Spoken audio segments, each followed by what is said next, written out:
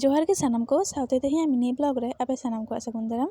और नितो तिकिन बेड़ा बजा करना 3टा 12 और इन नितो खन ब्लॉगिंग स्टार्ट आ दाका जम को होई कान तलेया ओना पर को सितुंग से जेडर से ले उडो कना नित तेहे हो कना 11 जनवरी तेहे मा बर्थडे कना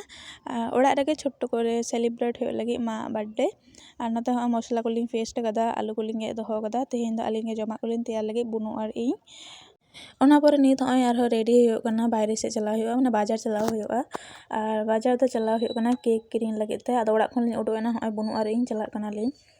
और बाजार तो बेसी बांग सांगिन ताराम तेगे लिंग हे एनालिंग और होय केक दुकान रे हे एनालिंग ना दो नावा केक दुकान खुलो का को तो बेसी केक तो बनु आइनते और केक को बछा कते के किरिंग कते अलिंग ओड़ा लिंग हे एना और नित दो बर्थडे सेलिब्रेट हो लगी नते केक को ले उडो के आले Happy birthday to you. Happy birthday, ma. Happy birthday to you. Cake cutting को मा हुईना ओना पर नित दो केक ले जमेदा और बुनु और इन